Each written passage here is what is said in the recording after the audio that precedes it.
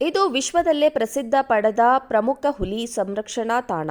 ಪ್ರಧಾನಿ ನರೇಂದ್ರ ಮೋದಿ ಕೂಡ ಸಫಾರಿ ಮಾಡಿದ್ರು. ಇಂತಹ ಪ್ರವಾಸಿಗರ ಹಾಟ್ ಫೇವರೇಟ್ ಹುಲಿ ಸಂರಕ್ಷಿತ ಪ್ರದೇಶದಲ್ಲಿ ಭೀಮನ ದರ್ಬಾರ್ ಶುರುವಾಗಿದೆ.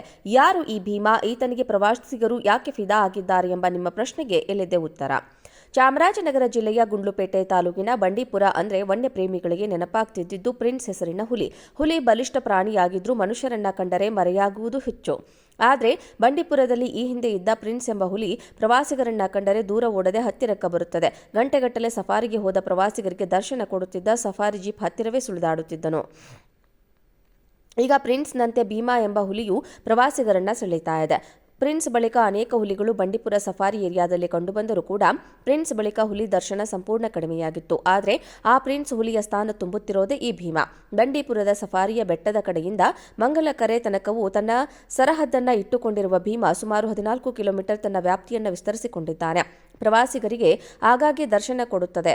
ಜೊತೆಗೆ ಪ್ರವಾಸಿಗರನ್ನ ಕಂಡರೆ ಮರೆಯಾಗದೆ ಗಾಂಭೀರ್ಯದ ಹೆಜ್ಜೆ ಇಡುತ್ತದೆ. ಸಫಾರಿ ವಾಹನ ಬಂದರೂ ಹೆದರದೆ ರಸ್ತೆ ದಾಟಿ ಇದು ವಿಶ್ವದಲ್ಲೇ ಪ್ರಸಿದ್ಧ ಪಡೆದ ಪ್ರಮುಖ ಹುಲಿ ಸಂರಕ್ಷಣಾ ತಾಣ.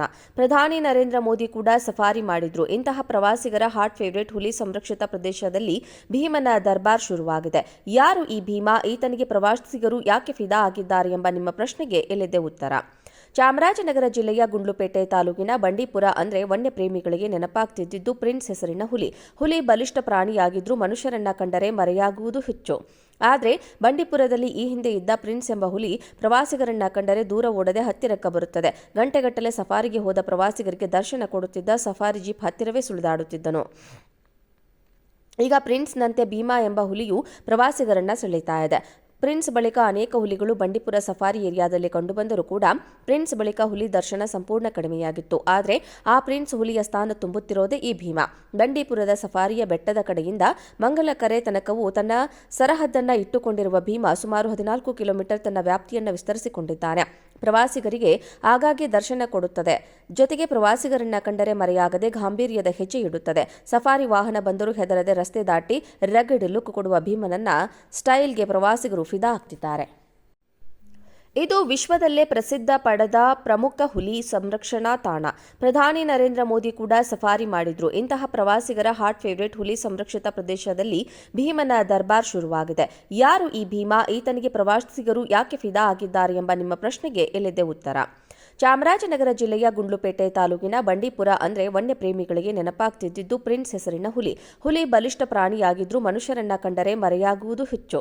ಆದರೆ ಬಂಡೀಪುರದಲ್ಲಿ ಈ ಹಿಂದೆ ಇದ್ದ ಪ್ರಿನ್ಸ್ ಎಂಬ ಹುಲಿ ಪ್ರವಾಸಿಗರನ್ನ ಕಂಡರೆ ದೂರ ಓಡದೆ ಹತ್ತಿರಕ್ಕೆ ಬರುತ್ತದೆ. ಗಂಟೆಗಟ್ಟಲೆ ಸಫಾರಿಗೆ ಹೋದ ಪ್ರವಾಸಿಗರಿಗೆ ದರ್ಶನ ಕೊಡುತ್ತಿದ್ದ ಸಫಾರಿ ಜೀಪ್ ಹತ್ತಿರವೇ ಸುಳಿದಾಡುತ್ತಿದ್ದನು. ಈಗ ಪ್ರಿನ್ಸ್ನಂತೆ ಭೀಮಾ ಎಂಬ ಹುಲಿಯು ಪ್ರವಾಸಿಗರನ್ನ ಸೆಳೀತಾ ಇದೆ.